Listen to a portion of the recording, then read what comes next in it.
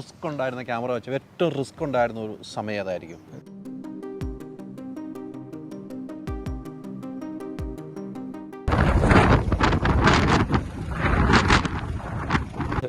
പോയി ഒരു ഭയങ്കര ഡിപ്പ് ഇറങ്ങി പെട്ടെന്ന് നമുക്ക് ഈ ചെന്ന് കയറുമ്പോഴേ അറിയുള്ളൂ ഇതിന്റെ നേരെ കുത്ത് കിണർ പോലെ നേരെ കുത്തി വണ്ടി നേരെ താഴെ പോയി വണ്ടി പോയി.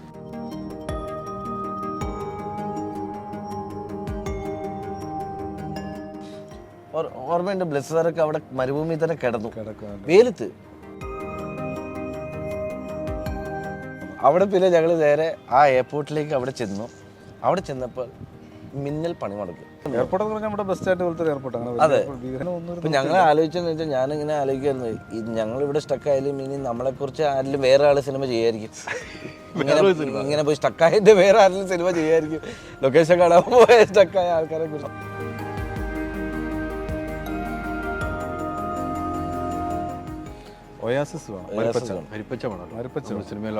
മരിപ്പച്ച വേണം ഉണ്ടാക്കിയെടുക്കാന്നൊക്കെ സംഭവം പുള്ളി പറഞ്ഞു. പുള്ളി ഇങ്ങനെ കൊച്ചിലെങ്ങാണ്ട്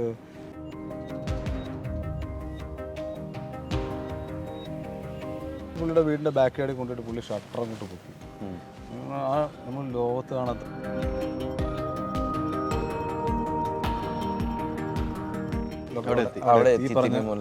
സ്ഥലത്തെത്തി. അപ്പോൾ ഹോട്ടലുകാരെ നമ്മളെ കാണണം, ഭയങ്കര അതിശയത്തോടെ നിങ്ങൾ എങ്ങനെ വന്നു ഈ രാത്രി പുലർച്ചെയായല്ലോ. അതെ, സംഭവം പറഞ്ഞാൽ ഇവിടെ ഈ ഒരുപാട്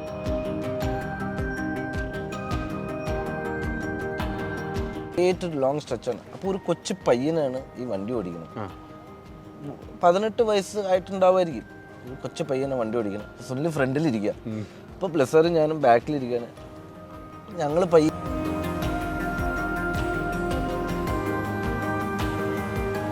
അവിടെ പോയി നിന്ന് കഴിഞ്ഞപ്പോഴത്തേക്കും ഞങ്ങൾക്ക് ഇത് എന്നാ ചെയ്യേണ്ടതെന്ന് അറിയില്ല. സ്വിച്ച് ഓഫ്, ആളുടെ ഫോൺ സ്വിച്ച് ഓഫ്. ഇതിനിടയിൽ ഒരാൾ വന്നിട്ട് ഞങ്ങളെ വിളിച്ചോണ്ട് പോവാണ് വണ്ടിയിൽ.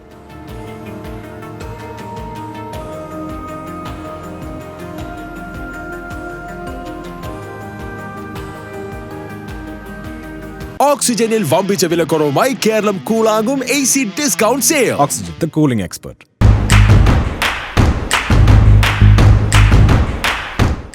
നമസ്കാരം. ആടുജീവിതം കണ്ടു, എന്ത് പറയാനാ, ഒന്നും പറയാനില്ല. കാരണം ആടുജീവിതം കണ്ടിട്ട് എന്ത് ചോദിച്ചാലും എന്താ പറയാനുള്ളത്, ഇതിനപ്പുറത്തേക്ക് ഒരു സിനിമ ഇല്ലയെന്ന് മാത്രമേ നമുക്ക് പറയാൻ പറ്റുള്ളൂ. പക്ഷേ ഈ സിനിമ ഇത്രയും ആളുകളെ കാണുമ്പോൾ ഇതിൽ ഒത്തിരി റിസ്ക് എടുത്ത കുറേ ആളുകളുണ്ട്. തുടക്കം മുതൽ ലൊക്കേഷൻ കാണാൻ പോയ 2 പേരാണ്. ഒന്ന് ക്യാമറാമാൻ, ഒന്ന് അസോസിയേറ്റ് ഡയറക്ടറും. 2 പേർക്കും സ്വാഗതം. സുനിലേട്ടനും റോബിനും.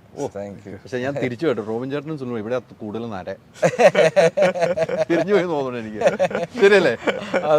ഇവിടെ കൂടുതൽ പ്രഷർ അബ്സോർബ് പ്രഷറിന്റെ ആയിരിക്കും അല്ലേ? എനിക്ക് അവിടെ ഷൂട്ടിംഗ് ചെയ്ത ക്യാമറ വർക്ക് ചെയ്തൊന്നും എനിക്കറിയേണ്ടായിരിക്കില്ല. എനിക്ക് നിങ്ങൾ ആ ലൊക്കേഷൻ കാണാൻ പോയ കഥകളാണ് എനിക്കറിയേണ്ടത്.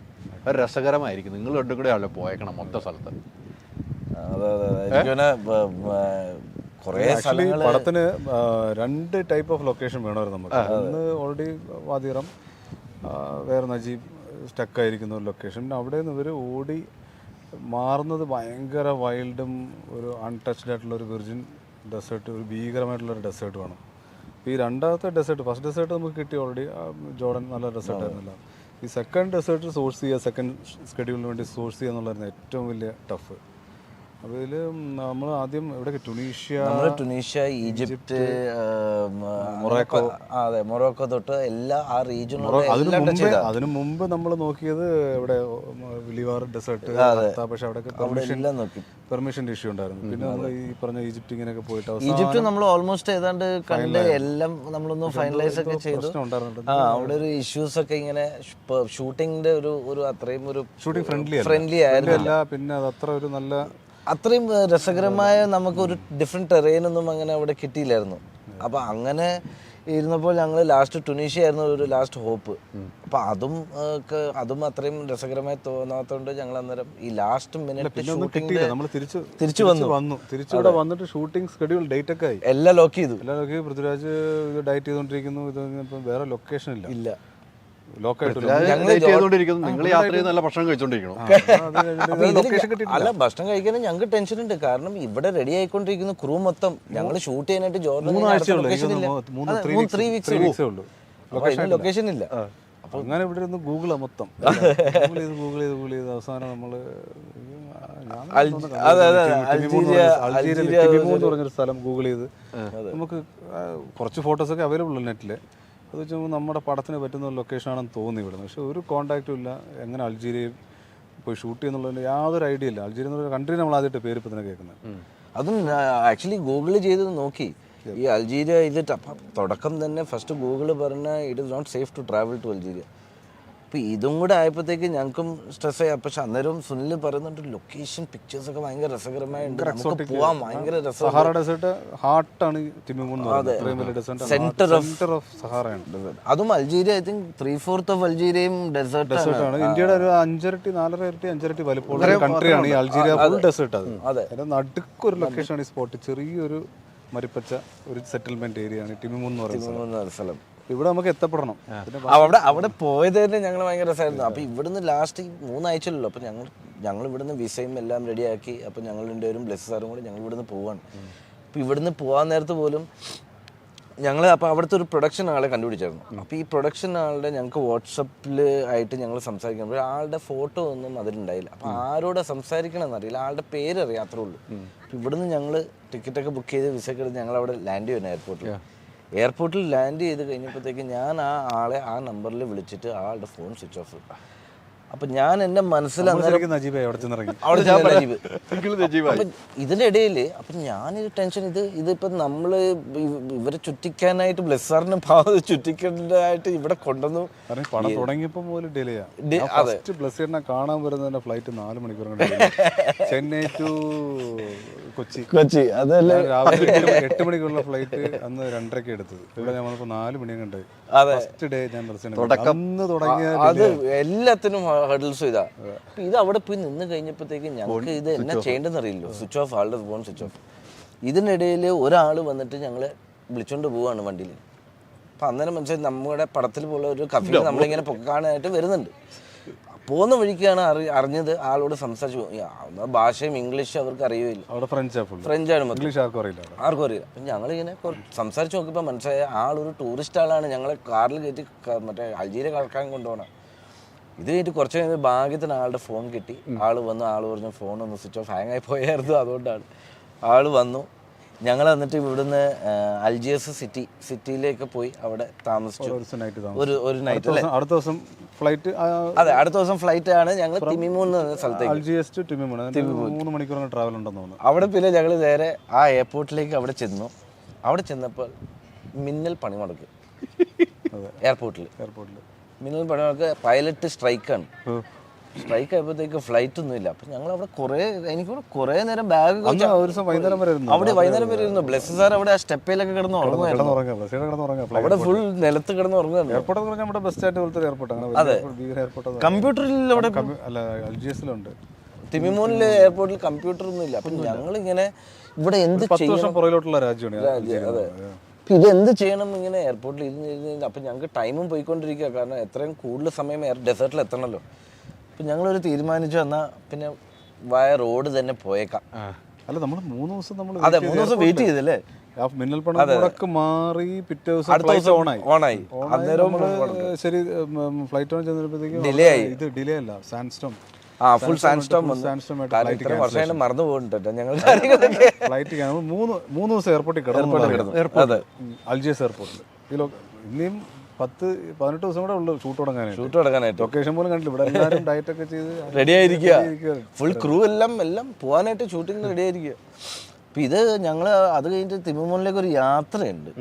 ഞങ്ങൾ നൈറ്റ് ഈവനിങ് ആണ് അവിടുന്ന്. അത് അവസാനം തീരുമാനിച്ചത് ഫ്ലൈറ്റ് പോക്ക് നടക്കില്ല, നമുക്കെന്നാ ബൈ കാറ് തന്നെ പോകാന്ന് വിചാരിച്ചിട്ട് ഉച്ചയാകുമ്പോൾ ഇറങ്ങി. 2 മണിയൊക്കെ ഇറങ്ങി. അത് കഴിഞ്ഞിട്ട് നൈറ്റ് ഫുൾ ജേർണിയാണ്. അപ്പോൾ ഇത് ആ റോഡിന് ട്രാൻസ് സഹാറ അങ്ങനെ എന്താണ് ഒരു ഹൈവേ സ്ട്രെച്ചാണ്. അതൊരു സ്ട്രേറ്റ് ലോങ് സ്ട്രെച്ചാണ്. അപ്പോൾ ഒരു കൊച്ചു പയ്യനാണ് ഈ വണ്ടി ഓടിക്കുന്നത്. 18 വയസ്സ് ആയിട്ടുണ്ടാവുമായിരിക്കും. ഒരു കൊച്ചു പയ്യനാണ് വണ്ടി ഓടിക്കുന്നത്. അപ്പോൾ സുനിൽ ഫ്രണ്ടിലിരിക്കുക. അപ്പോൾ പ്ലസറും ഞാനും ബാക്കിലിരിക്കുകയാണ്. ഞങ്ങൾ പയ്യെ ഒന്ന് കണ്ണൊക്കെ അടച്ച ഒന്ന് പയ്യെ മയങ്ങാം. സുനിൽ ഇത് കഴിഞ്ഞിട്ട് സുനിൽ ഇടയ്ക്കിടയ്ക്ക് തിരിഞ്ഞു നോക്കുക. അപ്പം ഞാൻ ഇടയ്ക്ക് കണ്ണ് തുറന്ന് നോക്കുമ്പോൾ സുനിൽ ഇടയ്ക്കിടയ്ക്ക് ഇങ്ങനെ തിരിഞ്ഞു നോക്കുന്നുണ്ട്. കുറച്ച് കഴിഞ്ഞപ്പോൾ സുനിൽ പറഞ്ഞ ഇത് സുനിൽ ഉറങ്ങാൻ പറ്റുന്നില്ല. കാരണം ഈ ഓടിക്കുന്ന പയ്യൻ സ്ട്രേറ്റ് റോഡാണല്ലോ. ഇവൻ ഈ ഫോണ് ഇങ്ങനെ വെച്ചിട്ട് കാലൊക്കെ മടക്കി വെച്ചിട്ട് ഫോൺ വെച്ചിട്ട് ഇതില് ഫുട്ബോള് കളി കണ്ടോണ്ടിരിക്കുക. റോഡിൽ വളവും തിരിവൊന്നുമില്ല, കിലോമീറ്ററുള്ള നേരെ സ്ട്രെയിറ്റ് റോഡാണ് ട്രാൻസ്ഫർ ആയത്. ഇവന് പുള്ളി ഗെയിമൊക്കെ കളിക്കണം, നമുക്ക് ഉറങ്ങാനും പറ്റില്ല, ഉറങ്ങാനും പറ്റത്തില്ല. അപ്പൊ ഞങ്ങൾ പോകുന്ന വഴിക്ക് സുന്ദരം പറയുന്നുണ്ട് മിക്കവാറും ഞങ്ങള് ഇത് ആദ്യത്തെ ഇന്ത്യക്കാരില്ലെങ്കിൽ പോലും ആദ്യത്തെ മലയാളി ആയിരിക്കും നമ്മൾ തിമിമൂണിൽ ലാൻഡ് ചെയ്യാൻ പോകുന്ന സ്ഥലം. പോകുന്ന വഴിക്കൊന്നും ഒന്നുമില്ല, ഫുൾ ഡെസേർട്ട്. രാത്രി ഒന്നും അറിയാനും പാടില്ല എന്താണെന്ന്. ഒരു അരമണിക്കൂറിലൊക്കെ എതിരെ ഒരു വണ്ടി വന്നാലായി ആയി. ഇങ്ങനെ 18 മണിക്കൂർ ട്രാവൽ ചെയ്ത് ഒരു വെളുപ്പിനെ 3:30 ആയപ്പോൾ നമ്മൾ അവിടെ ഈ പറഞ്ഞ തിമിമൂന്ന് പറഞ്ഞ സ്ഥലത്തെത്തി. അപ്പോൾ ഹോട്ടലുകാർ നമ്മളെ കാണണം, ഭയങ്കര അതിശയത്തോടെ നിങ്ങൾ എങ്ങനെ വന്നു ഈ രാത്രി പുലർച്ചെയായല്ലോ. അതെ, സംഭവം പറഞ്ഞാൽ ഇവിടെ ഈ ഒരുപാട് കിഡ്നാപ്പിംഗ്, റാൻസം ഒക്കെ നടക്കുന്ന റോഡാണ്. ഈ വഴി ആരും യാത്ര ചെയ്യാറില്ല രാത്രി, പ്രത്യേകിച്ച് രാത്രി. അപ്പൊ ഈ പയ്യൻ എന്ത് റിസ്ക് എടുത്തു അല്ലേ? അവര് പ്രൊഡക്ഷൻ പറഞ്ഞു, ഞങ്ങൾ പറഞ്ഞു ഇത് ഞങ്ങൾക്ക് അവിടെ എത്തിയേ പറ്റുള്ളൂ. എങ്ങനെ വന്നാലും അവിടെ കിഡ്നാപ്പിംഗ് നടന്നാലും നമ്മൾ കിഡ്നാപ്പ് ചെയ്താൽ ആ ഒരു റീസൺ ആയാലും നമുക്ക് അതുകൊണ്ടാണ് ലൊക്കേഷൻ കാണാത്തത്. പക്ഷെ നമുക്ക് ലൊക്കേഷൻ കിട്ടിയേ പറ്റൂ. ക്രൂരൊന്നും ഇപ്പോഴും അറിയത്തില്ല, ആർക്കും അറിയില്ല. ഇപ്പൊ കൂടെ ആർക്കും അറിയില്ല. പലപ്പോഴും നമ്മൾ പറഞ്ഞാൽ അവിടെ നിന്ന് ഈ തിമിമൂൺ എന്ന് പറഞ്ഞ സ്ഥലത്ത് നിന്ന് എങ്ങോട്ടെങ്കിലും വേറൊരു സ്ഥലത്തേക്ക് മൂവ് ചെയ്യണമെന്നുണ്ടെങ്കിൽ ഫ്രണ്ടിലും ബാക്കിലും ആർമി വേണം. നമ്മുടെ ആൾക്കാർ ഇതൊരു രാജകീയ സെറ്റപ്പ് വരുന്നുണ്ട്. നമ്മുടെ ആൾക്കാരോട് ആരും പറഞ്ഞിട്ടില്ല, ആരും ഷൂട്ടിന് വരില്ല. ഇത് പറഞ്ഞു കഴിഞ്ഞാൽ ഇത് ഞങ്ങൾക്ക് മാത്രമേ അറിയുള്ളൂ. കാരണം ഇത് ആരിലും അറിഞ്ഞു കഴിഞ്ഞാൽ അവർ പറയും അയ്യോ ഇവിടെ ഒന്നാമത് കഴിഞ്ഞ അതിന് ഒരു മാസം മുമ്പ് എന്തോ ഒരു കിഡ്നാപ്പിങ്ങോ കാര്യങ്ങളോ എന്തോ ഫ്രഞ്ച് നാഷണൽ ബ്ലാസ്റ്റും ഏതാണ്ടൊക്കെ നടന്നിട്ടുള്ള സ്ഥലങ്ങളും വലിയൊരു ടെറർ ഗ്രൂപ്പിന്റെ സ്ലീപ്പിംഗ് സെൽസ് ഉള്ള ഒരു ഏരിയയാണ്. ഉൾ ഡെസേർട്ടിലൊക്കെ ഉണ്ട് അത്. അപ്പം നമുക്ക് ഇത് വേറെ മാർഗമില്ല, വേറെ ലൊക്കേഷൻ ഇല്ല, ഷൂട്ട് ചെയ്തേ പറ്റൂ. ഇത് ആരോടും മിണ്ടാതെ ഞങ്ങളങ്ങ് തീരുമാനിച്ചു ആരോടും മിണ്ട, ഇത് നല്ല ലൊക്കേഷൻ. അപ്പം അവിടെ എത്തി 3 മണിക്ക് എത്തി. അപ്പം അവരിങ്ങനെയൊക്കെ പറഞ്ഞു കഴിഞ്ഞിട്ട് ഞങ്ങളിങ്ങനെ പോകുന്ന വഴിക്ക് പറയായിരുന്നു ആദ്യത്തെ ഇന്ത്യക്കാർ അല്ലെങ്കിൽ ആദ്യത്തെ മലയാളികളായിരിക്കുമല്ലോ അവിടെ എത്തുന്നത്. അപ്പം ഞങ്ങൾ റൂമിൽ ഒക്കെ എടുത്ത് കിടന്നു. രാവിലെ ബ്രേക്ക്ഫാസ്റ്റിന് ഞങ്ങൾ റെസ്റ്റോറൻറ്റിലേക്ക് വരുവാണ്. ഒരു 10-15 മലയാളി അവിടെ. 10-15 അന്ന് മനസ്സിലായി മലയാളികൾ ഇല്ലാത്ത നാട് ഉണ്ടാവില്ല. അവിടെ ഒരിക്കലും ചിന്തിക്കില്ല അവിടെ ഒരു മലയാളി അവിടെ ജീവിതത്തിൽ പോയിട്ടുണ്ടാവും. അവരെന്ത് ചെയ്യുന്നവരവിടെ ജോലി? അവരവിടെ ഈ L&Tയുടെ എന്താണ് മൈനിങ്ങിന്റെ മലയാളികൾ ചെയ്യുന്നത്. അവരൊക്കെ ജീവിതം എന്തായിരിക്കും അല്ലേ? അയ്യോ ഭയങ്കര ചിന്തിക്കാൻ പറ്റില്ല അവിടെയൊക്കെ എങ്ങനെ ജീവിക്കുന്നു. എന്നിട്ട് ഞങ്ങൾ അവരോട് പറഞ്ഞു ഞങ്ങളിങ്ങനെ ലൊക്കേഷൻ ഒക്കെ മരുഭൂമി. അപ്പം അവരും ഞങ്ങളോട് പറഞ്ഞു നിങ്ങൾ സൂക്ഷിച്ച് വേണം അകത്തേക്ക് പോകാനായിട്ട്, അത്രയും സേഫ് ഉള്ളൊരു സ്ഥലമല്ല. അവർ തന്നെ മൈനിങ്ങിന് പോകണം, മൊത്തം ആർമി സെക്യൂരിറ്റി കംപ്ലീറ്റ് ഇതിലാണ് പോകുന്നത്. അപ്പോൾ അവരന്ന് നമ്മൾ പറഞ്ഞായിരുന്നു ഞങ്ങളും അത് അതിൻ്റെ അത് അങ്ങ് പോയേക്കാം. അപ്പോൾ ഞങ്ങൾ ഇതിൽ ഈ അൾജീരിയയിലെ തന്നെ ഭയങ്കര രസകരമായ ഒരു കഥയാണ്. ഞങ്ങൾ അവിടുന്ന് റെക്കിക്ക് പോകാനായിട്ട് പ്രൊഡക്ഷനോട് പറഞ്ഞു. അപ്പോൾ ഒരു വണ്ടി വന്നു ഇന്ത്യക്ക മോർണിംഗ് അടുത്ത ദിവസം രാവിലെ ഇവർ മലയാളികളെ കണ്ട് നമ്മളിന്ന് രാവിലെ ലൊക്കേഷൻ കാണാൻ പോകാം, ഡെസേർട്ട് കാണാൻ പോകുന്നുണ്ട്. നമ്മളിപ്പം നമ്മുടെ യാസിൻ നമ്മുടെ പ്രൊഡക്ഷൻ മാനേജർ അൾജീരിയസിൽ. അപ്പോൾ പുള്ളി ഇവിടെ നിന്ന് നമ്പർ, പുള്ളിക്ക് ആദ്യമായിട്ടായി ലൊക്കേഷനിൽ പുള്ളി വന്നിട്ടില്ല, അൾജീരിയ ഇവിടെ നിന്ന് പുള്ളി വന്നിട്ടില്ല. പുള്ളി ഇവിടെ നിന്ന് ഒരു കോൺടാക്ട് ഒക്കെ എടുത്തിട്ട് ഒരു വണ്ടി വന്നു നോക്കി. ഇപ്പം നമ്മുടെ ടാറ്റ ഇൻഡിക്ക കാറ് അൾജീരിയ ഡെസേർട്ട് ഇത്രയും ഡെസേർട്ട് കാണാനായിട്ട് ടാറ്റ ഇൻഡിക്ക. ഞാൻ ഡെസേർട്ട് നോക്കി എല്ലാവരും പരസ്പരം നോക്കി ഇറങ്ങി കാറൊക്കെ. ഇവിടെ ചിലപ്പോൾ ഇതേ ഉണ്ടാവുള്ളൂ അവിടെ. അത് തന്നെ വലിയ കാര്യമൊന്നും അവിടെ കണ്ടു കഴിഞ്ഞിട്ട് സ്ഥലം കണ്ടു കഴിഞ്ഞിട്ട്.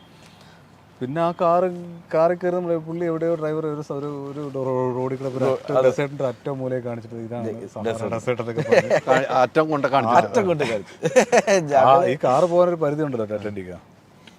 അങ്ങനെ കാണിച്ചപ്പോൾ നമ്മൾ വിചാരിച്ച് പണി പാളി, ഇനി ഷൂട്ട് പോയിക്കൊണ്ടിരിക്കുക. പിന്നെ നമ്മൾ ഈ പ്രൊഡക്ഷൻ മാനേജർ പറഞ്ഞ് എന്ത് ചെയ്യും, നമ്മൾ ടോട്ടലി ഹെൽപ്ലെസ് ആണ്, ഇവിടെ എന്ത് ചെയ്യാൻ പറ്റും, എന്തെങ്കിലും ഹെൽപ്പ് ചെയ്തിട്ടുള്ളത്. പുള്ളി എവിടെ നിന്നൊക്കെ കറക്കി കുത്തി നമ്പറൊക്കെ എടുത്ത് ആരും ഒരു കോണ്ടാക്ട് കിട്ടി ഈ ചെറിയ ഗ്രാമത്തിൽ. അപ്പോൾ ആരാണെന്ന് നമ്മളോട് പറഞ്ഞില്ല പുള്ളി. അപ്പോൾ നമ്മൾ ഈ പുള്ളിയെ കണ്ട് ഇതേ ടാറ്റാൻഡിക്ക തന്നെ ഉച്ച കഴിഞ്ഞിട്ട് ഊണൊക്കെ വെച്ചിട്ട് നമ്മൾ ഇറങ്ങാം. ചെന്നപ്പോൾ കാണാം ഒരു ഈ ചേരി പോലുള്ള വഴിയാണ്, ഈ മണ്ണ് കൊണ്ടുണ്ടാക്കിയ വീട്. രാജസ്ഥാനൊക്കെ പോലിരിക്കും ഒരുമാതിരി. ഇതിനിടെ അവിടെ എല്ലാ വീടുകളും ഒരുപോലെ ഇങ്ങനെ മണ്ണ് കൊണ്ടുണ്ടാക്കി ചേരി ഒരു വീടിൻ്റെ ഫ്രണ്ടിൽ കൊണ്ട് നിർത്തി. അപ്പോൾ ഒരാളൊരു മോഹം കെട്ടി ഒരാൾ വന്നു. ഞങ്ങൾക്കും വലിയ പ്രതീക്ഷയൊന്നും ഇല്ല അന്നേരം, കാരണം ഇങ്ങനെയാണല്ലോ ഇന്ത്യയിലെ ആണല്ലോ. പുള്ളിക്ക് അറിയാം, പുള്ളിക്ക് ഡെസേർട്ട് വന്നിട്ട് അറിയാമെന്ന് നമ്മളോട് ഈ യാസിൻ പ്രൊഡക്ഷൻ മാനേജർ പറഞ്ഞു. എന്നിട്ട് പുള്ളിയുടെ വീടിൻ്റെ ബാക്ക് യാർഡിൽ കൊണ്ടിട്ട് പുള്ളി ഷട്ടർ അങ്ങോട്ട് പൊക്കി. നമ്മൾ ലോകത്ത് കാണാത്ത വണ്ടികൾ കിടക്കുന്നത്, അതിനകത്ത് കിടക്കണം. ഡെസേർട്ട് ഡ്രൈവിന് പോകുന്ന വണ്ടി അവിടെ ആ സ്ഥലത്ത് അങ്ങനെ ഒരു അതൊക്കെ ഒരു ദൈവത്തിന്റെ നിയോഗം എന്ന് പറഞ്ഞാൽ അങ്ങനെ ഒരാളവിടെ കണ്ടില്ലെങ്കിൽ നമുക്ക് അവിടെ ഷൂട്ട് നടക്കില്ല പറഞ്ഞിട്ട് നമ്മളവിടെ പോയി പെടുകയും ചെയ്തു. അതെ, അങ്ങനെ കണ്ടു ഈ ഒരു വണ്ടി പുള്ളിയുടെ 2-3 വണ്ടി ഏത് വണ്ടി വേണമെന്നിട്ട് നമ്മളൊരു വണ്ടി ചൂസ് ചെയ്ത് ഒരു വലിയ ടയർ വണ്ടികൾ വലിയ ടയറുള്ള ഒറ്റ വണ്ടി ഒരു വണ്ടി ഒരു വണ്ടി എടുത്തിട്ട് നമ്മളൊരു 3-3.5 ഏക്കാണ് നമ്മൾ ഡെസേർട്ട്. അപ്പോൾ നമുക്ക് ഡെസേർട്ട് ഓക്കെയാണ്. നമ്മൾ ഫ്ലൈറ്റിൽ നിന്നൊക്കെ ഇത് നമ്മൾ വരുന്ന വഴിക്ക് കണ്ടു രാവിലെ കുറച്ചുണ്ട്. ഡെസേർട്ട് നമുക്ക് ഓക്കെ ആയിരിക്കും, ഇവിടുത്തെ അറിയാം ടെറൈൻ കണ്ടപ്പോൾ ഓക്കെ ആവും ഷൂട്ടിന്. പക്ഷെ നമുക്ക് വേണ്ടത് ഒരു ഇതാണ്, ഒരു ഒയാസിസ് വേണം, മരിപ്പച്ച വേണം ഉണ്ടാക്കിയെടുക്കാന്നൊക്കെ. അപ്പോൾ പുള്ളി പറഞ്ഞു പുള്ളി ഇങ്ങനെ കൊച്ചിലെ എങ്ങാണ്ട് അവിടെ പോയിട്ടുണ്ടെന്ന്, അപ്പാപ്പന്റെ കൂടെ പുള്ളിയുടെ എന്തോ ചെറുപ്പത്തിൽ എങ്ങാണ്ട് പോയിട്ടുണ്ട്. അവിടെ അങ്ങോട്ട് ഒരു മരിപ്പച്ച പുള്ളിക്കണ്ട് ഓർമ്മയുണ്ട്. പുള്ളിക്ക് ഉറപ്പില്ല. ഒരു 3-3.5 ഏക്കാണ്. നമ്മളെന്നാ ശരി എന്നാ അതാണ് നമുക്ക് ആദ്യം വേണ്ട ലൊക്കേഷൻ, മസ്റ്റായിട്ട് വേണ്ടത്. ബാക്കിയെല്ലാം നമുക്ക് ക്രിയേറ്റ് ചെയ്യാം. നമുക്ക് അങ്ങനെ ക്രിയേഷൻ വലുതായിട്ടില്ല. ഇതാണ് ഏറ്റവും ടഫ് ക്രിയേറ്റ് ചെയ്യേണ്ടത്. അപ്പോൾ അത് ഒറിജിനലായിട്ട് കിട്ടുകയാണെങ്കിൽ ഏറ്റവും നല്ലതാണല്ലോ എന്ന് പറഞ്ഞിട്ട് നമ്മൾ ഇത് തപ്പി നമ്മൾ ഒരു 3.5 ഇറങ്ങി. ഡ്യൂണൊക്കെ എന്താ പറഞ്ഞാൽ ഒരു 60 അടി 40 അടി ഭയങ്കര ഹൈറ്റുള്ള ഡ്യൂണാണ്. ഇതിങ്ങനെ കയറി കയറി കുറേ ദൂരം സണ്ണിന്റെ ഒരു കാൽക്കുലേഷനിലാണ് ഓടിക്കുന്നത്. ഇവിടെയാണെന്ന് ഏകദേശം അറിയാം പുള്ളിക്ക് ദിശ. അതേ ഉള്ളൂ, വേറെ അല്ലാതെ ദിശ നോക്കാനൊന്നുമില്ല. എനിക്ക് പ്രൊഡക്ഷൻ ആളൊരു സാറ്റലൈറ്റ് ഫോൺ തന്നിട്ടുണ്ട്. ആള് പുള്ളി വന്നില്ലായിരുന്നു. സാറ്റലൈറ്റ് ഫോൺ, അതെ, പുള്ളിക്ക് വരാൻ പറ്റും. അപ്പോൾ പുള്ളി ഒരു സാറ്റലൈറ്റ് ഫോൺ എൻ്റെ തന്നു.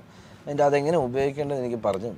അപ്പം ഞാനിത് പോക്കറ്റിൽ ഇതിലേക്ക് നമ്മളത് നോക്കുന്നുമില്ല. ഫോൺ കിട്ടി ഓക്കെ സാറ്റലൈറ്റ് ഫോൺ പോയി ഒരു ഭയങ്കര ഡിപ്പ് ഇറങ്ങി. പെട്ടെന്ന് നമുക്ക് ഈ ചെന്ന് കയറുമ്പോഴേ അറിയുള്ളൂ ഇതിന്റെ നേരെ കുത്ത് കിണർ പോലെ കുത്തി വണ്ടി നേരെ താഴെ പോയി. വണ്ടി പോയി ഒരു 5-5.5 ഏക്കാണ്. നമ്മുടെ ഒരു വെള്ളമുള്ളൂ. ഇത് തിരിച്ച് നടക്കാന്ന് പറഞ്ഞാൽ അസാധ്യമാണ്. തിരിച്ചു നടക്കാനില്ല. കാരണം മല കയറുമ്പോൾ തന്നെ നമ്മള് ഒരു ഡ്യൂൺ കയറുമ്പോൾ തന്നെ അതും മേളിൽ നിന്ന് നോക്കി കഴിഞ്ഞാൽ ഇത് മരുഭൂമി മാത്രമേ വന്നോലും മനസ്സിലായി എല്ലാം ഒരേപോലെ കിടക്കും. ആവേശം പെട്ട് ഇപ്പൊ ഞങ്ങൾ വീഡിയോ ഒക്കെ എടുത്തിട്ടുണ്ട്. വീഡിയോ ഒക്കെ എടുത്ത് വെച്ചിട്ട് വണ്ടി അവിടെ നിൽക്കണമൊക്കെ എന്ത് ചെയ്യണമെന്നുണ്ട്. ഒരു വൈകുന്നേരം സൺസെറ്റ് ഇങ്ങനെ ഇരുട്ടായി കഴിഞ്ഞല്ലോ. നമ്മളിങ്ങോട്ട് വന്ന ആർക്കും അറിയാനും പാടില്ല. ഇവിടെ അങ്ങനെ റിസ്ക് ചെയ്യാനോ അങ്ങനെ ഒന്നുമില്ല. ഒരു ചെറിയൊരു ഏരിയ. അപ്പം പുള്ളി ഒരു റാലി ഡ്രൈവർ ആയിരുന്നുകൊണ്ട് മാത്രം പുള്ളി അത് ശരിയാക്കാൻ പറ്റും. പുള്ളി എങ്ങനെ വണ്ടി സ്റ്റാർട്ടായി. ഇതിനിടയിൽ ഞാൻ ഈ ടെൻഷൻ വന്നിട്ട് എനിക്ക് സാറ്റലൈറ്റ് ഫോൺ വന്നിട്ടുണ്ടല്ലോ, ഞാൻ എന്നെ പഠിപ്പിച്ചിട്ടുണ്ടല്ലോ. ഞാൻ ഈ ഫോൺ എടുത്ത് ഈ ടെൻഷനിടയിൽ ഇത് എങ്ങനെ ഉപയോഗിക്കണം മറന്നുപോയി. ഞാൻ കുത്ത് അവിടെ ഇവിടെ കുത്തിട്ട് ഒന്നും ഫോൺ കണക്ട് ആവണില്ല. ഞാനത് എന്തായാലും നമ്മുടെ പരിപാടി ഇവിടെ കഴിഞ്ഞു. നമ്മുടെ നമ്മുടെ തുടങ്ങാം. തിരിച്ച് നടക്കാനും ചിന്തിക്കേ വേണ്ട. അതും ബ്ലസ്സിനാണെങ്കിൽ നടക്കാനും പറ്റില്ല. ടയേർഡായിട്ടിരിക്കുക. നടന്നു കയറുന്ന ചിന്തിക്കേണ്ട. പുള്ളിക്കാരൻ്റെ എന്ത് ചെയ്യണമെന്നുള്ളത് വേറെ ഓപ്ഷൻ ഇല്ല. വിളിച്ച് പറഞ്ഞാൽ ഒരാൾ വരുള്ളൂ. വിളിക്കാനോ ഒന്നും. ഇപ്പം ഞങ്ങൾ ആലോചിച്ചെന്ന് വെച്ചാൽ ഞാനിങ്ങനെ ആലോചിക്കായിരുന്നു, ഞങ്ങളിവിടെ സ്റ്റക്കായാലും ഇനി നമ്മളെക്കുറിച്ച് ആരെങ്കിലും വേറെ ആൾ സിനിമ ചെയ്യായിരിക്കും. ഇങ്ങനെ പോയി സ്റ്റക്കായിട്ട് വേറെ ആരെങ്കിലും സിനിമ ചെയ്യായിരിക്കും.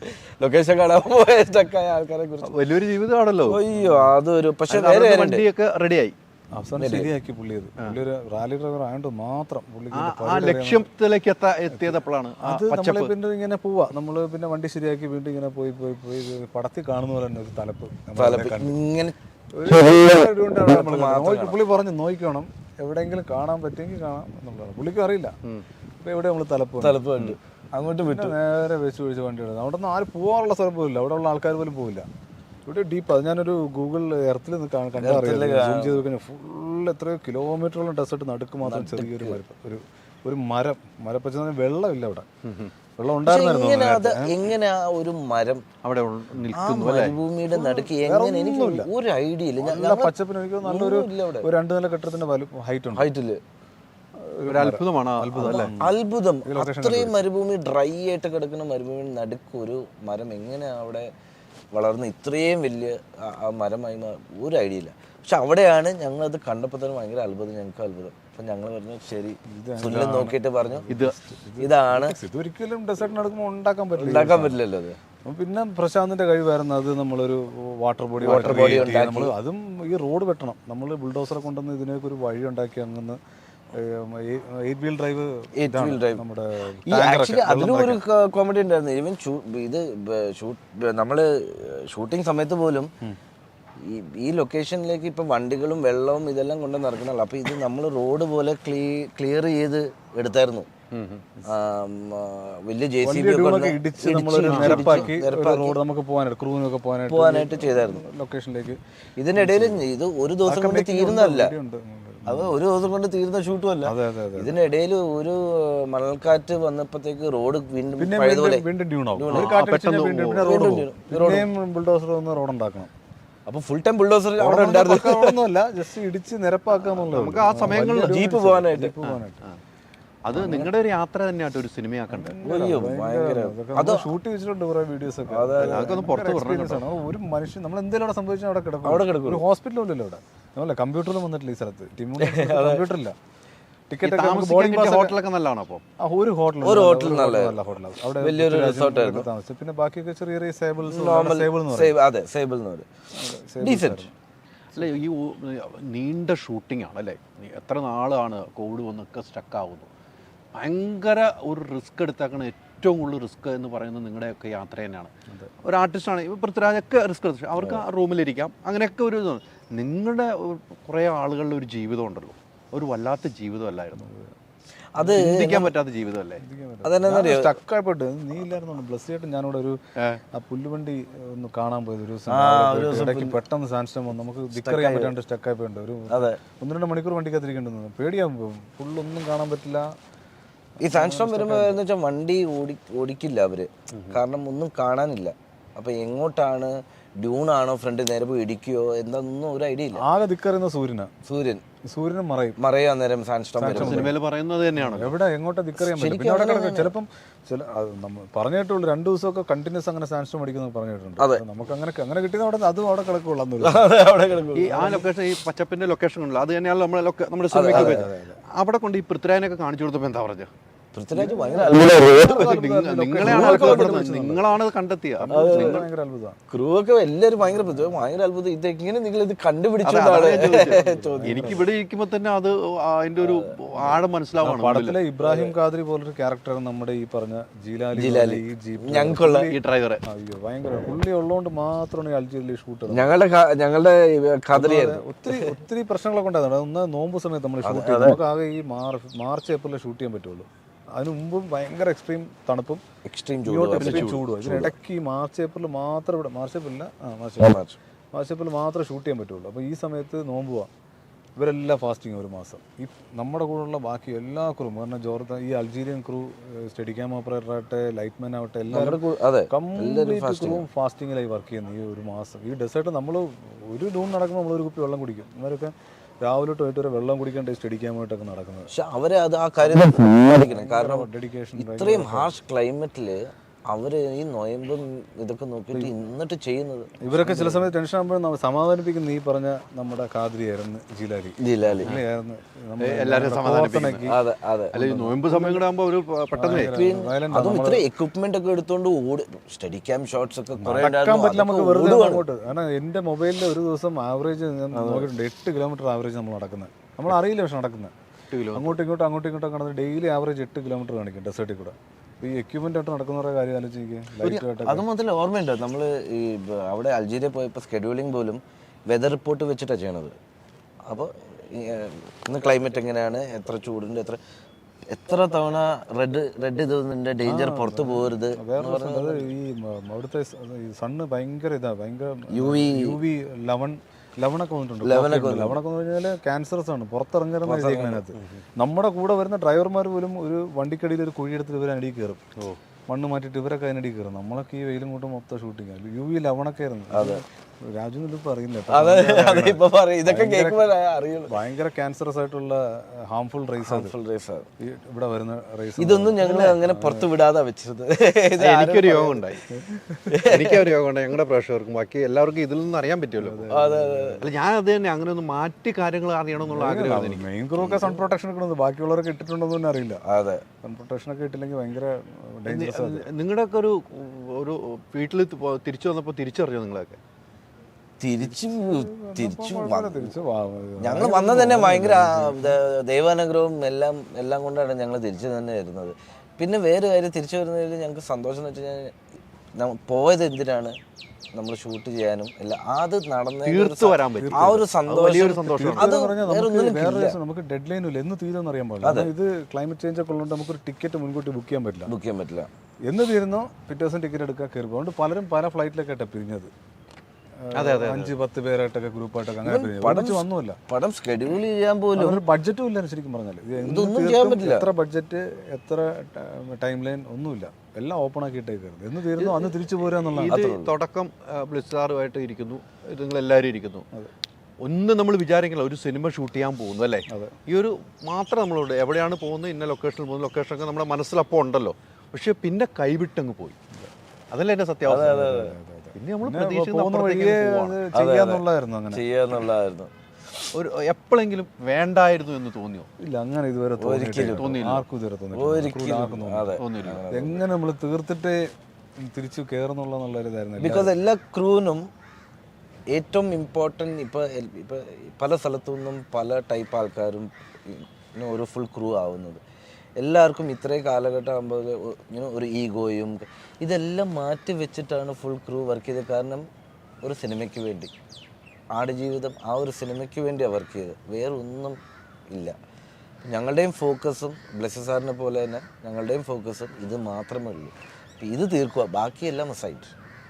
അതെ. അല്ല, ഈ പറഞ്ഞ പോലെ ആടുജീവിതം ശരിക്കും നിങ്ങളൊക്കെ റിസ്ക് കണ്ടപ്പോൾ ആളുജീവിതമായി, മരുഭൂമിയിലെ ആളുജീവിതമായി. നിങ്ങളുടെ ആ കൂട്ടായ്മയുടെ ആളുജീവിതമായി വർഷങ്ങളായി ബ്ലിസ്സാറിൻ്റെ കൂടെ നിൽക്കുന്നതാണ്. ബ്ലിസ്സാർ ഒന്ന് തുമ്മിയാൽ എന്താണെന്ന് അറിയാവുന്ന ഒരാളാണ് അല്ലേ.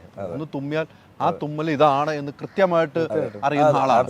വാക്കുകളൊന്നും അങ്ങനെ ഉപയോഗിക്കില്ല, ഓക്കെ പോലും പറയില്ല. അതിലേക്കാണ് പോയത്. അതിലേക്കാണ് ഞാൻ വന്നത്. കറക്റ്റ് അതിലേക്കാണ് വന്നത്. എങ്ങനെയാണ് മനസ്സിലാക്കുന്നതെന്ന് ചോദിക്കാൻ വേണ്ടി ഞാൻ വന്നത്. അതെ. ഇപ്പൊ ഞങ്ങള് ആക്ച്വലി ഈവൻ പ്രീ പ്രൊഡക്ഷൻ ഒക്കെ ചെയ്യാൻ നേരത്ത് പോലും ഫുൾ ടൈം ഇവിടെയാണല്ലോ, ഞങ്ങൾ ഓഫീസിലാണ്. അപ്പം ഞങ്ങളും ഓരോ ഷോട്ടും ഇതെല്ലാം ഞങ്ങൾ ഇരുന്ന് ഇതെല്ലാം വർക്ക് ചെയ്തിട്ടുള്ളൂ. ഇതെല്ലാം റിഹേഴ്സും ഇതെല്ലാം നമ്മുടെ ബ്ലസ്സിയുടെ ഫ്രണ്ടിൽ ഒരു ടേബിൾ ഉണ്ട്. ഈ ടേബിളിൽ നമ്മളൊരു ഡെസേർട്ട് ഉണ്ടാക്കിയിട്ടുണ്ട്, മിനി ഡെസേർട്ട്, മണ്ണൊക്കെ ഇട്ട്, ഒട്ടകം, ആട് എല്ലാം ഉണ്ട്. പ്രശാന്ത്, എല്ലാവരും വെച്ചിട്ടുണ്ട്. ഡിസ്കഷനാണ് ഇത് ഇങ്ങനെയൊക്കെ ചെയ്യണം എന്നുള്ള ഡിസ്കഷൻ പരിപാടികളൊക്കെ. അപ്പോൾ ഇത് വെക്കുമ്പോൾ തന്നെ ഇതിലുള്ള എല്ലാ സാറിന് എന്താ വേണ്ടത് ഇതെല്ലാം. പിന്നെ നമ്മൾ 24 hours ബ്ലിസ്സാറിന് കൂടെയാണ്. ഡിസ്കഷൻ ഇത് മാത്രമേ ഉള്ളൂ. അപ്പോൾ ഇത് മാത്രം ഉള്ളതുകൊണ്ട് ഞങ്ങൾക്കറിയാം എന്താണ് സാറിന് താല്പര്യം, എന്താണ് ഇഷ്ടമല്ലാത്തത്, എന്താണ് എങ്ങനെ സാർ. അപ്പോൾ ആ റിയാക്ഷൻ കാണുമ്പോൾ തന്നെ അറിയാം സാറിന് ഓക്കെ ആണോ അതോ ഓക്കെ ഒന്നും പറയില്ല. ഓക്കെ പറയില്ല. ഓക്കെ ആണെങ്കിൽ പുള്ളി അവിടെ സീറ്റിൽ നിന്നിട്ട് അടുത്ത ഷോട്ടിലേക്ക് ഇങ്ങനെ പോകും. ആ ഷോട്ട് ഓക്കെ, ആ ഷോട്ട് ഓക്കെ, ചെറിയൊരു ചിരി വരും. ഓക്കെ ഒരു ഷോട്ട് പോലും തോന്നുന്നുണ്ടോ?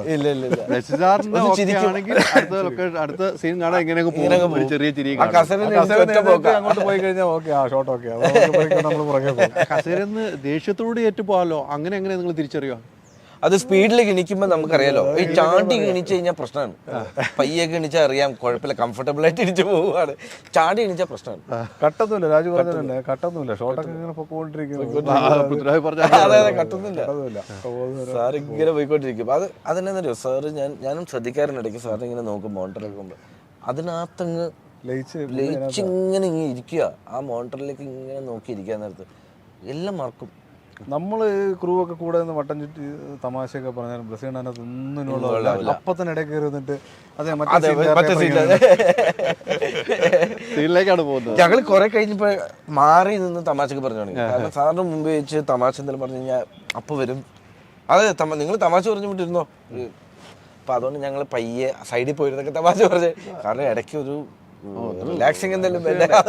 ഈ ഫുഡൊക്കെ എങ്ങനെയായിരുന്നു? ഫുഡ് അൽജീസ് കഷ്ടപ്പാടാണ്. അൽജീസ് നല്ല കഷ്ടപ്പാട്. നമ്മള് റെക്കിക്ക് പോയപ്പോ ഫസ്റ്റ് ബ്രേക്ക്ഫാസ്റ്റിന് പോയിരുന്നപ്പോ അൽജീസിൽ നമ്മൾ ഈച്ച കഴിക്കാത്തൊരു ഫുഡ്, ഈച്ചയും മണ്ണും. ഈച്ച പൊതിഞ്ഞു വെച്ചേക്കുന്ന ബ്രെഡും ഒരു ചിക്കൻ കറിയോ എന്തോ കറി ഉണ്ടായിരുന്നു. ശരിക്കും പറഞ്ഞു കഴിഞ്ഞാൽ ഈ ഈച്ചനെ തട്ടി മാറ്റി ഈച്ചയായിട്ട് മൽപ്പെടുത്ത ഈ ബ്രെഡ് നമുക്ക് കിട്ടാനായിട്ട്. ആഫ്രിക്കയല്ലേ. അപ്പൊ ഈച്ച ഇങ്ങനെ പൊതിഞ്ഞു അതിനെയൊക്കെ തട്ടി മാറ്റി നമ്മൾ ചിക്കൻ കറിക്കാണെങ്കിൽ സാധാരണ എന്തെങ്കിലും ഒരു രുചി, ഉപ്പ്, മധുരം, മുളക് എന്തെങ്കിലും ഉണ്ടാവില്ലേ. ചിക്കൻ്റെ രുചിയെങ്കിലും അതുപോലെ ഇല്ല, കംപ്ലീറ്റ് ബ്ലാൻഡ്. ഞങ്ങൾ സൈ കേട്ട് അതൊക്കെ കഴിച്ച്. പിന്നെ അത് ഏറ്റവും ലൊക്കേഷനിലൊക്കെ നമ്മൾ പിന്നെ കുറച്ച് ഫുഡും വേറെ ഇച്ചിരി മസാലയൊക്കെ ആയിട്ട് മസാലയൊക്കെ ഇട്ട് അതൊക്കെ തീരുകയും ചെയ്തല്ലോ. ഇത്ര നാളായിപ്പോയല്ലേ. അല്ല, അത് ജോർഡൻ, അത് വേറെ. ഇത് അൾജീരിയ ആദ്യത്തെ പിന്നെ കുഴപ്പമില്ല. ഇപ്പറ പോയപ്പോ ഫുഡൊക്കെ ഓക്കെ. ജോർഡൻ ഇതല്ലേ യൂറോപ്പ് മിക്സ് ഗംഭീര ഫുഡും കാര്യങ്ങളും. ഗംഭീര ഫുഡ്. അവിടെ നമ്മുടെ കോവിഡ് കോവിഡ് വന്ന് ഒരാഴ്ച ഒരു ചെറിയ ടെൻഷൻ ഉണ്ടായിരുന്നു, കുറച്ച് വെള്ളത്തിന്റെ കുറവൊക്കെ ഉണ്ടായിരുന്നു, അങ്ങനെ ടെൻഷൻ ഉണ്ടായിരുന്നു. പിന്നീട് അതും ഓക്കെ ആയല്ലോ, ബാക്ക് ടു നോർമൽ അല്ല. പക്ഷെ ഏറ്റവും റിസ്ക് എടുത്തത് അവിടെയായിരുന്നു ആദ്യത്തെ. അവിടെയാണല്ലോ നമ്മൾ ഈ പച്ചപ്പും കാര്യങ്ങളും. അവിടുത്തെ ഷൂട്ട് എന്തൊക്കെയായിരുന്നു മെയിൻ ആയിട്ട്? അവിടെയാണ് നമ്മുടെ മേജർ സെക്കൻഡ് ഹാഫ് ഫുൾ. മൊത്തം ആ മസറയിൽ ഓടിക്കഴിഞ്ഞാൽ മൊത്തം പിന്നെ സെക്കൻഡ് ഹാഫ് ഡെസേർട്ട് മുഴുവൻ അൾജീരിയ, ആഫ്രിക്ക. എടുത്ത് ഇറങ്ങുന്ന അവിടെ തൊട്ട് അതാണ്. അതിന് മുമ്പ് അല്ല, നമ്മളെ ഹക്കീം വരുന്നത് തൊട്ട് അല്ലേ? അല്ല, ഇവര് മസറ കഴിഞ്ഞാൽ മസറ കഴിഞ്ഞ് ഇവർ ഓടുന്ന കഴിഞ്ഞാൽ പിന്നെ രാത്രി മുതൽ എല്ലാം അൾജീരിയ. അത് നിങ്ങൾ യാത്ര ചെയ്ത അതേ പാതയിലൂടെയാണ് ഇവരെല്ലാം യാത്ര ചെയ്തത് അല്ല? അതാണല്ലോ സത്യം. ആദ്യം നിങ്ങളുള്ള യാത്ര ചെയ്ത ആ പാതയിൽ അത്. അപ്പം അതിനകത്ത് എനിക്കൊരു കാര്യം ചോദിക്കേണ്ടത്, നിങ്ങൾ കുറേ ക്രൂ ഉണ്ടല്ലോ, ഒരു ഭയങ്കര ശ്രദ്ധയാണ് അവിടെ ഞാൻ കണ്ടത്. നമ്മൾ ഒരാൾ കിടന്നാൽ കാൽപ്പാടത്ത് ഒരു മണ്ണിൽ അല്ലേ, കാറ്റുകൊണ്ടും എത്രയോ ക്രൂ നടക്കുന്നതാണ്. അത് ആ ഒരു ശ്രദ്ധിച്ചുള്ളൊരു നമ്മൾ ലൊക്കേഷൻ മാർക്ക് ചെയ്യുമ്പോൾ നമ്മൾ ഒരു കുറ്റി അടിക്കും. എങ്ങനെയായിരുന്നു എല്ലാ ഡെസേർട്ടും ഒരുപോലെ റെഡ് റിബൺ എല്ലായിടത്തും നമ്മുടെ ലൊക്കേഷൻ ഇന്ന ഓരോരോ കളർ ഉണ്ടായിരുന്നു ഓരോ സീനിനും. ഇത് എന്നാന്നറിയാം, ഞങ്ങൾ ലൊക്കേഷൻ നോക്കിയപ്പോൾ ഈ സീനിന് ഈ ലൊക്കേഷൻ എന്ന് പറഞ്ഞ് പോയി കഴിഞ്ഞാൽ അടുത്ത ദിവസം വരുമ്പോൾ ഐഡന്റിഫൈ ചെയ്യണമല്ലോ, അല്ലെങ്കിൽ എല്ലാം ഒരു റിബൺ നല്ല നീളത്തിന് റിബൺ പറക്കണം, എന്നാലേ ദൂരെ നിന്ന് വണ്ടി വരുമ്പോൾ കാണാൻ പറ്റുള്ളൂ. എല്ലാം ഒരേപോലെ ഇരിക്കല്ലേ. നമ്മൾ ലാൻഡ്സ്കേപ്പ് ഒക്കെ നോക്കി സീനിനനുസരിച്ചുള്ള ലാൻഡ്സ്കേപ്പ് ലോക്ക് ചെയ്ത് കുറ്റി അടിച്ച് ഈ റിബണും സെറ്റ് ചെയ്ത് വെച്ചിട്ട് പോകും. അങ്ങനെ ഓരോ ലൊക്കേഷൻ ബ്ലൂ കളർ പച്ച കളർ ഓരോ റിബണൊക്കെ അടിച്ച് അങ്ങനെയൊക്കെയായിരുന്നു. പിന്നെ ഈവൻ ഫുട് മാർക്സിനൊക്കെ ഞങ്ങൾ അപ്പൊ ഫുട് മാർക്സ് പറയാന്ന് പറഞ്ഞാൽ ഈ ലൊക്കേഷനിലേക്ക് അപ്പൊ പോകാനായിട്ടുള്ള ഒരു വഴി നമ്മൾ ഉണ്ടാക്കും. ഇതിലേ പോയി അങ്ങനെ വന്നാൽ ഫുട് മാർക്ക് വരില്ല. നമ്മുടെ ഫ്രെയിമിൽ മൊബൈലിൽ ഒരു ഫോട്ടോ എടുത്തിട്ട് അത് ക്രൂവിനെ കൊടുത്തിട്ട് അങ്ങനെയാണ് വണ്ടി നിർത്തുന്ന. ഈ സൈഡ് ഫ്രെയിം ഇല്ല, അതിലേ പോയി ഇവിടെ നിർത്തിയിട്ട് ബേസ് അവിടെ പൃഥ്വിരാജും നജീബും അതിൽ ഒരു ഓൾമോസ്റ്റ് ഒരു 500 മീറ്ററിൽ നടക്കണം. നടന്ന് വന്ന് ഈ ലൊക്കേഷനിലേക്ക് വരണം. അവിടെ നടന്ന പാട് കണ്ടിന്യൂറ്റി വേണം നമുക്ക് ഫ്രെയിമിൽ. അപ്പൊ അതിൽ അവരെ കൊണ്ട് നടത്തിക്കൊണ്ട് വന്ന് അവരിൽ ബാക്കി കാണാത്ത ലോങ് ഷോട്ട് ഒക്കെ ആണെങ്കിൽ ബാക്കി കൊടുക്കും, കയറി വരാൻ പറഞ്ഞ് കൊടുക്കും, അല്ലെങ്കിൽ ഹൈഡ് ചെയ്തിട്ട് അല്ലെങ്കിൽ നടന്ന് വന്നിട്ട് അങ്ങനെയാണ് ആ ഷോട്ട് എടുത്തത്. ആരും അങ്ങോട്ട് പോവില്ല, നമ്മൾ ആരും അങ്ങോട്ട് പോകില്ല. ഇവരൊക്കെ ഓൾറെഡി പറഞ്ഞു കൊടുത്തിട്ട് അവർ റിബൺ ഉണ്ട്, ആ റിബൺ എന്നിട്ട് നമ്മൾ പോസ്റ്റ് ചിലതൊക്കെ നമ്മൾ എടുത്ത് കളഞ്ഞിട്ട്, കാരണം ഒരു ബൗണ്ടറി പോലെയാണല്ലോ വെച്ചേക്കുന്നത്, ഈ ബൗണ്ടറിയുടെ ഉള്ളിലാണ് നമ്മുടെ ഫ്രെയിമൊക്കെ. അപ്പൊ അത് നമ്മൾ എടുത്ത് കളഞ്ഞിട്ടായിരിക്കും ആക്ടറിനെയും ഇവരെ മാത്രം. ഇപ്പൊ ആക്ടറിന്റെ കൂടെ പോലും നമ്മൾ റിഹേഴ്സൽ തിരിച്ചു വെച്ചിട്ട് ക്യാമറ ഓപ്പോസിറ്റ് ആംഗിൾ തിരിച്ചു വെച്ച് റിഹേഴ്സൽ എല്ലാം അവിടെ നടത്തിയിട്ട് അങ്ങോട്ട് വിടും, അങ്ങോട്ടേക്ക് തിരിച്ചു ഷൂട്ട് ഓപ്പോസിറ്റ് ആക്സിസ് ഷൂട്ട് ചെയ്തിട്ട് ലൈറ്റ് ആക്സിസിലേക്ക്. കാരണം എന്താണെന്നറിയോ, ഇത് ഒരു പ്രാവശ്യം നടന്ന് പോയി കഴിഞ്ഞാൽ ക്ലീൻ ചെയ്യാം, പക്ഷെ നാച്ചുറലായിട്ട് ഡെസേർട്ടിൽ ഒരു വേവ് ഉണ്ടാവുന്നുണ്ട്, അത് ഉണ്ടാക്കാൻ പിന്നെയും ചെയ്യാന്ന് വെച്ചു. വൈറ്റ് ഷോട്ട് ഒന്നും അസാധ്യം, ഒരിക്കലും ചെയ്യാൻ പറ്റില്ല. പിന്നെ നമ്മൾ വെയിറ്റ് ചെയ്യണം ഒരു അരമണിക്കൂർ, നാച്ചുറലായിട്ട് പൊടിയടിച്ച് കയറണം. ഏറ്റവും റിസ്ക് ഉണ്ടായിരുന്ന ക്യാമറ വെച്ച് ഏറ്റവും റിസ്ക് ഉണ്ടായിരുന്ന ഒരു സമയം ഏതായിരിക്കും?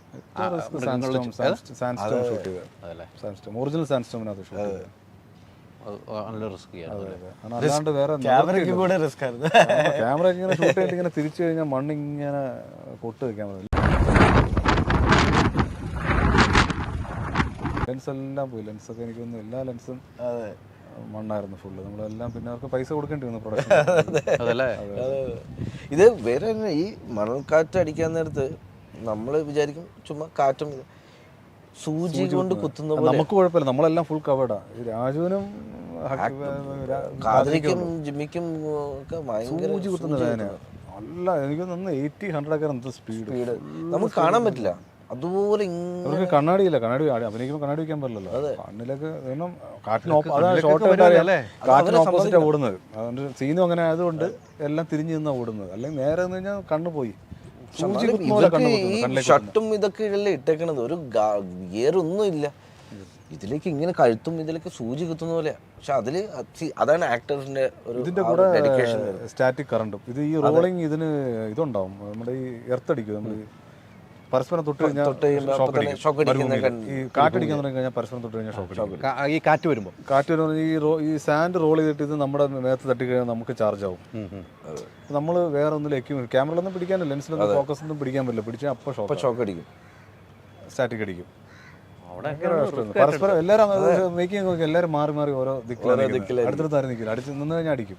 ഒരു ക്യാമറയുടെ ഫ്രെയിം വെക്കുവാണ്, ഫ്രെയിം വെച്ച് കഴിയുമ്പോൾ ബ്ലിസ് സാർ വരുന്നു, റോബിൻ എല്ലാവരും വരുന്നുണ്ട്. നമ്മൾ ഫ്രെയിം ഫിക്സ് ചെയ്തിട്ട് നിങ്ങൾ ഫൈനൽ ചെയ്യുന്ന എങ്ങനെയായിരിക്കും? ഈ ഫ്രെയിം ഇങ്ങനെ ഒരു ഫൈനൽ ഒരു തീരുമാനം ഉണ്ടാവുമല്ലോ. ഫൈനൽ നമ്മൾ റെക്കി ചെയ്യുമ്പോൾ തന്നെ ഓൾറെഡി ലോക്ക് ചെയ്തിട്ട് പോകുന്നു. പിന്നെ രാവിലെ ഒന്നും വേറെ അവിടെ സംസാരമൊന്നുമില്ല, എല്ലാം നമ്മൾ എല്ലാം പ്രിപ്പയർഡ് ആയിരുന്നു. എന്നിട്ടാണ് നിങ്ങൾ പോകുന്നത്? അല്ല, ഒരു ഷോട്ട് പോലും എക്സ്ട്രാ എടുത്തിട്ടില്ല ബ്ലസ്സേട്ടൻ. അതുപോലെ 8 ഷോട്ട് എടുക്കുള്ളൂ, ഒരു എക്സ്ട്രാ അഡീഷണൽ ഷോട്ട് ഇല്ല, ഒന്നുമില്ല.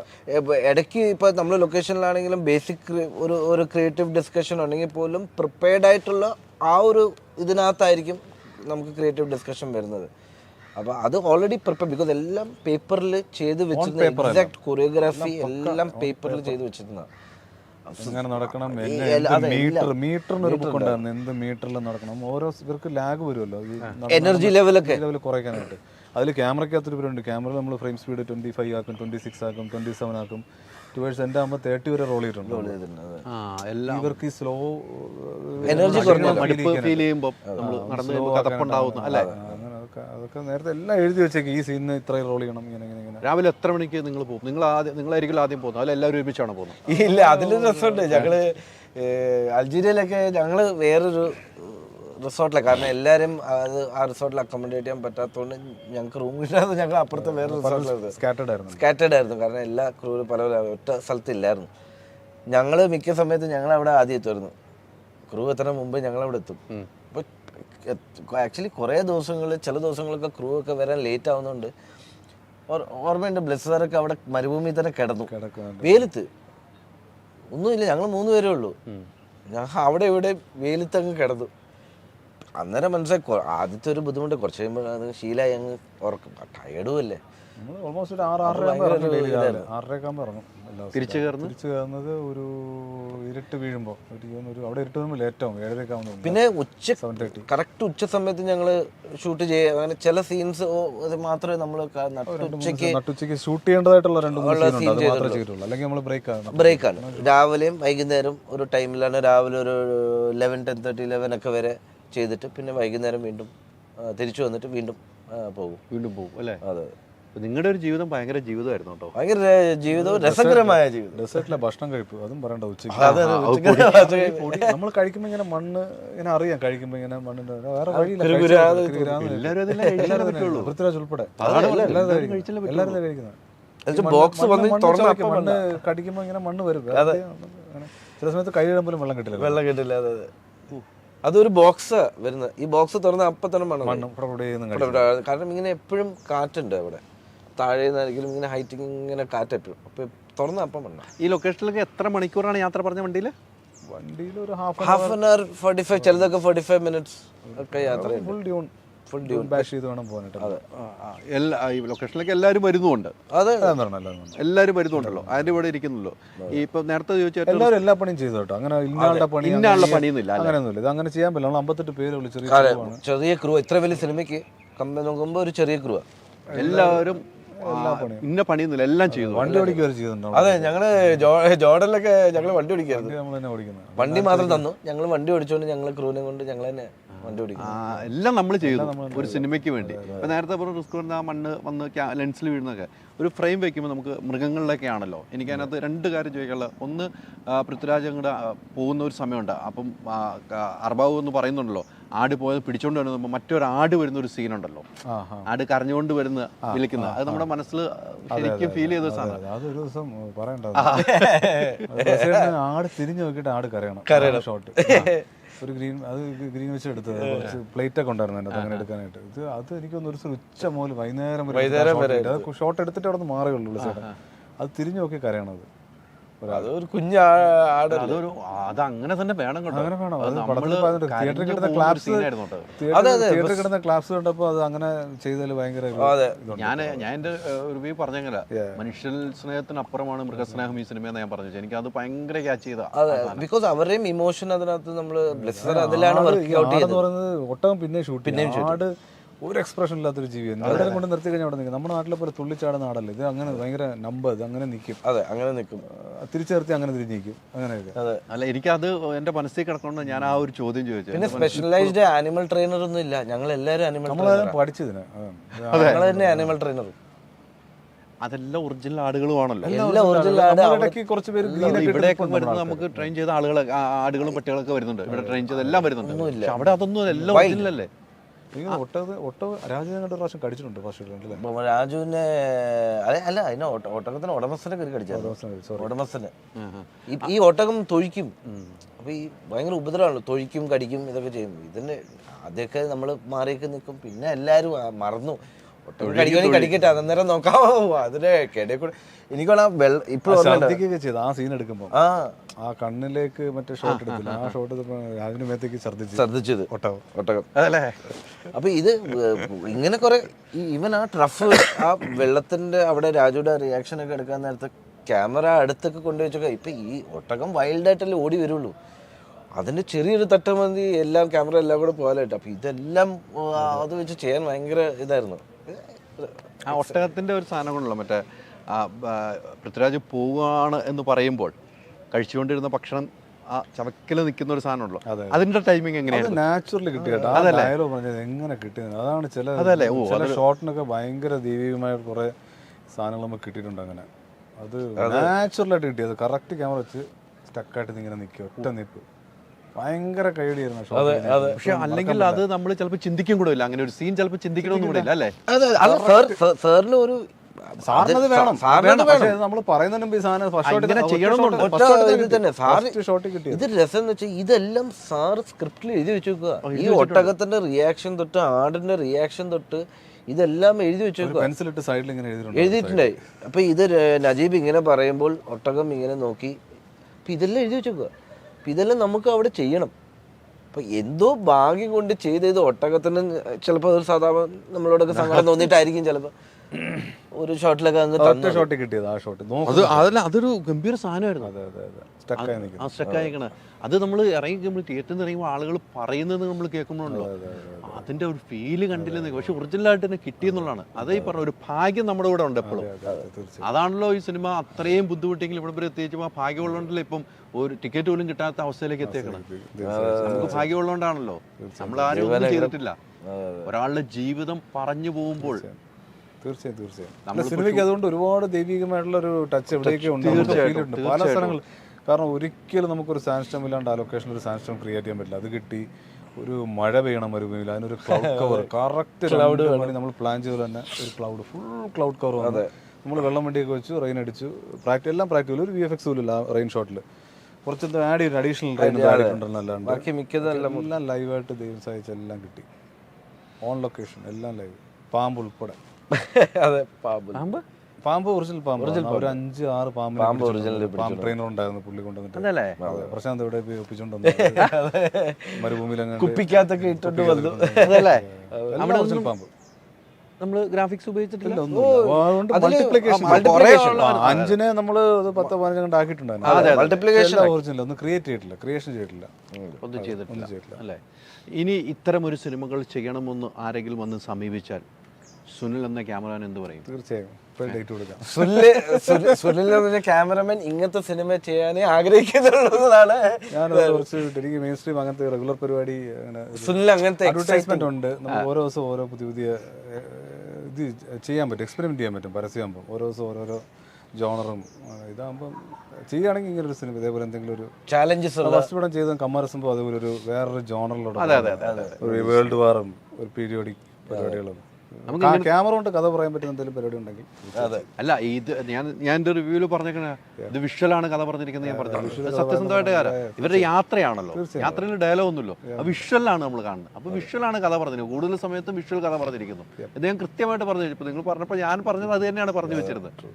ആ കാര്യത്തിൽ സുനിലിന്റെ ഒരു മാജിക് ടച്ച് ഇതിൽ ഡെഫിനറ്റ്ലി ഈ സിനിമയിലുണ്ട്. കാരണം ഈവൻ ആ എസ്കേപ്പ് തൊട്ട് എല്ലാം ആ ഒരു ഡെസേർട്ടിനെ ഇത് വേറെ കാര്യമുണ്ട്. ഇന്ന് രാവിലെ കൂടെ ഞങ്ങളത് സംസാരിച്ചതാണ്. ഡെസേർട്ടിന്റെ ഒരു ഭംഗി ഈ മരുഭൂമി നമ്മൾ ഈ ഫ്രെയിമിൽ കാണുന്നവരല്ല, ഇതിന്റെ ഭംഗി എന്ന് പറഞ്ഞാൽ ഭയങ്കര ബ്യൂട്ടിഫുൾ. ടർക്കിഷ് ഒരു ടർക്കോയ്സ് കളർ സ്കൈയും ഭയങ്കര ഗോൾഡൻ സാൻഡ്. പക്ഷേ അപ്പോൾ നമ്മൾ ഈ ഡെസേർട്ടിൽ നിന്ന് എന്തിനാ അവർ രക്ഷപ്പെടുന്നത്? നല്ല ബ്യൂട്ടിഫുൾ ആയിട്ട് സ്ഥലമല്ല, നല്ല പാട്ടും പാട്ട് കിടന്നത്, നല്ല ഉഗ്രൻ ലൊക്കേഷൻ. ഇതിനെ മാറ്റി വരയ്ക്കുന്നത്. ഇതിനെ നമ്മൾ മൊത്തം ഈ അവിടെ പോയി ലൊക്കേഷൻ എടുത്ത് റെക്കിക്കെടുത്ത് ഇമേജൊക്കെ വെച്ചിട്ട് നമ്മളിവിടെ ഗ്രേഡ് ചെയ്തൊരു പ്രൊഫൈൽ ഉണ്ടാക്കി മൊത്തം ഒരു വരണ്ട് ഉണങ്ങി ഒട്ടും കാണാൻ ഭംഗിയില്ലാത്ത എന്നാൽ ഒരു ഭംഗി വേണമെന്ന് തന്നെ ലാൻഡ്സ്കേപ്പിംഗ് അങ്ങനെ ഒരു ട്രീറ്റ്മെന്റ് ചെയ്താണ് ചെയ്തത്. അല്ലെങ്കിൽ ഭയങ്കര ബ്യൂട്ടിഫുൾ ലൊക്കേഷൻ അത്. നമ്മൾ ഫ്രെയിമിൽ കാണുന്നതല്ല. ക്യാമറ ഇങ്ങനെ മാറി നോക്കി കഴിഞ്ഞാൽ ടോട്ടലി ഭയങ്കര ബ്യൂട്ടിഫുൾ ആയിട്ടുള്ള ലൊക്കേഷനാണ്. ഹെവൻ പോലെയാണ്. നമ്മൾ അതിനെ കുറച്ച് ഇങ്ങനെ റോ ആക്കി ഗ്രേഡിലൊക്കെ കുറച്ച് പരിപാടി ചെയ്തതാണ്. പിന്നെ കളർ പാലറ്റ് ലൈറ്റിംഗ് എങ്ങനെയായിരുന്നു? ലൈറ്റിംഗ് അങ്ങനെ കാര്യമായിട്ടില്ല. നമ്മൾ സൺലൈറ്റ് ആണ് നമ്മുടെ മെയിൻ ലൈറ്റ്. അത് പൃഥ്വിരാജിനും മനസ്സിലായി, ബ്ലസ്സേട്ടനും മനസ്സിലായി, എല്ലാവരും ഹോൾ ക്രൂ സപ്പോർട്ട് ചെയ്തുകൊണ്ട് മാത്രമാണ് വിഷ്വൽ ഇങ്ങനെ വരാൻ പറ്റിയത്.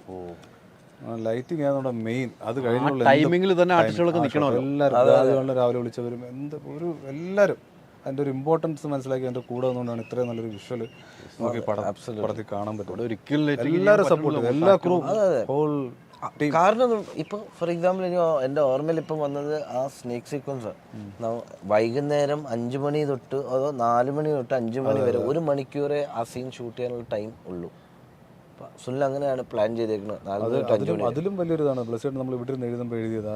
ഹക്കീമും നജീബും മീറ്റ് ചെയ്യുന്ന സീക്വൻസ് ഒരു ഹെവൻലി ഫീൽ എന്ന് ബ്ലസ്സേട്ടൻ ഇങ്ങനെ എഴുതിയിട്ടുണ്ട്. ഹെവൻലി ബോഡി സ്പേസ് ഇതാണ് എഴുതി വെച്ചേക്കുന്നത്. അതെ, നമ്മൾ ഇവിടെ കാണുമ്പോൾ നമുക്ക് ലൊക്കേഷൻ ഒന്നും അറിയില്ല, എവിടെയാണ് എന്താണെന്നൊന്നും അറിയില്ല. പക്ഷേ നമ്മളവിടെ ചെന്ന് നമ്മളങ്ങനെ ലൊക്കേഷൻ കണ്ടുപിടിച്ചു. അതൊരു കറക്റ്റ് 4:30 മുതൽ 5:30 വരെ ഒരു ലൈറ്റ് ഉണ്ട്. ആ ലൈറ്റ് ഷൂട്ട് ചെയ്യണം. പക്ഷേ അതാണ് ഏറ്റവും എക്സ്പെൻസീവ് ആയിട്ട് നമ്മൾ ഷൂട്ട് ചെയ്ത സീക്വൻസ്. കാരണം ഈ ഹോൾ ഡെസേർട്ട് നമ്മൾ ക്യാമറ കാണുന്ന അത്രയും ഫ്രെയിം നമ്മൾ നനയ്ക്കണം. അത് നനയ്ക്കണമെന്ന് വെച്ചാൽ ആ അത്രയും ലാൻഡ്സ്കേപ്പ് അത്രയും വൈഡായിട്ട് കാണുന്ന ഡെസേർട്ടാണ് നനയ്ക്കുന്നത്. Full area. അപ്പോൾ ഉച്ച മുതൽ ഈ വെള്ളം വണ്ടി വന്നിട്ട് അത് 8 വീൽ ഡ്രൈവ് ഭയങ്കര ഹെവി ഡ്യൂട്ടി വണ്ടി, എല്ലാം എക്സ്പെൻസീവ്. ഇതെല്ലാം ഭയങ്കര എക്സ്പെൻസീവ് ഇതൊക്കെ ഡെസേർട്ട് കൊണ്ടുവരുന്നത്. ഇതെല്ലാം കൊണ്ടുവന്ന് എനിക്ക് 7-8 ദിവസം കൊണ്ടുണ്ട് ഷൂട്ട്. 8 ദിവസം കൊണ്ടാണ് ഈ ഒരു ദിവസം 2 ഷോട്ട് എടുക്കാൻ പറ്റുള്ളൂ. അതായത് പൃഥ്വിരാജിൻ്റെ ഈ ആക്സസ് അല്ല ഇപ്പുറത്തെ ആക്സസ് അങ്ങനെ. ഈ 8 ദിവസം ഈ വെള്ളം വണ്ടി വന്ന് ഉച്ച മുതൽ റിപ്പീറ്റ് ചെയ്യണം. ഇത് നമുക്ക് കോംപ്രമൈസ് ആണെങ്കിൽ ഇത് ഉച്ച മുതൽ വൈകുന്നേരം ഒരു ദിവസം ഷൂട്ട് ചെയ്ത് നമുക്ക് ബഡ്ജറ്റും പരിപാടിയും ചെയ്യുള്ളൂ. നമ്മൾ അതൊന്നും കോംപ്രമൈസ് ചെയ്യില്ല. പ്ലസ് ചേട്ടൻ അത് ഒരു ദിവസം ഷൂട്ട് നടന്നു, എല്ലാം നനച്ചിട്ട് സൺലൈറ്റ് ഭയങ്കര എക്സ്പെൻസീവ് നനയ്ക്കലെന്ന് പറഞ്ഞു. കാരണം ഉച്ച മുതൽ ഈ പാറ മുതൽ നടക്കണം. ഈ കാണുന്ന ഫ്രെയിമിലെ പാറ എല്ലാം നനച്ചിട്ടേക്കുന്നത്. വെള്ളം ഈ മഴ മാറിയ ഒരു സീക്വൻസ് ആണല്ലോ, വെരി ടഫ്. അതാണ് ഏറ്റവും എക്സ്പെൻസീവ് ആയിട്ട് എനിക്ക് തോന്നിയ സീക്വൻസ്. ഫ്രെയിമിൽ കാണുമ്പോൾ എന്തേ പറയണ ഇപ്പൊ പറഞ്ഞു. ഞാനിപ്പോ ആലോചിച്ചത് ഹെവൻലി ഒരു ഗോഡി സ്പേസിലാണ് മീറ്റ് ചെയ്യുന്നുള്ള ബ്ലസ്സേട്ടൻ ബ്രാക്കറ്റിൽ എഴുതി വെച്ചത്. അത്രയും ഡീറ്റെയിൽസ് ആയിട്ട് നമ്മൾ കാണുന്നത്. ആ സീൻ അവർ രണ്ടുപേരും കണ്ടുപിടുന്ന ഒരു സാധനം ഉണ്ടല്ലോ. പക്ഷെ ഞാനിപ്പോൾ ആലോചിക്കാം, നമ്മളൊക്കെ ഈ ഒരു 3 മണിക്കൂർ അടുപ്പിച്ച് പോയി തിയേറ്ററിൽ ഇരുന്നപ്പോൾ നമ്മൾ കണ്ടത് ഇതൊക്കെയാണല്ലോ. അല്ലേ? അതിന്റെ ഡീറ്റെയിൽസിലേക്ക് വരുമ്പോഴേ പറഞ്ഞാൽ തീരില്ല.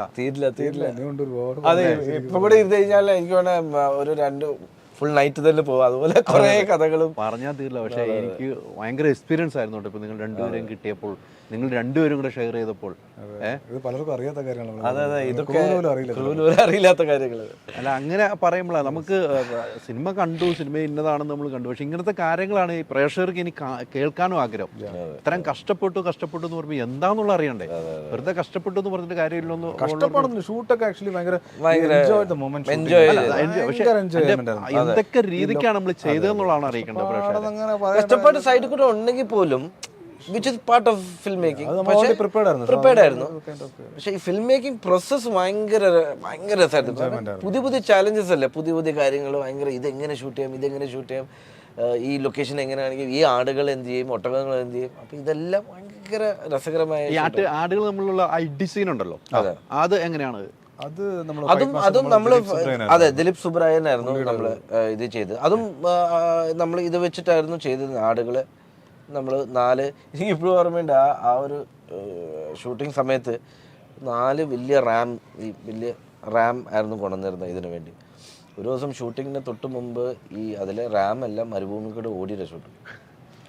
ഇതിന് പുറേ നമ്മുടെ ഫുൾ ക്രൂയുടെ വണ്ടികൾ ഇതിനെ പിടിക്കാനായിട്ട് ഓടിയിരുന്നു. അത് കഴിഞ്ഞിട്ട് 2-3 മണിക്കൂർ കഴിഞ്ഞാൽ ഇതിനെ പിടിച്ചോണ്ട് വരുന്നത്.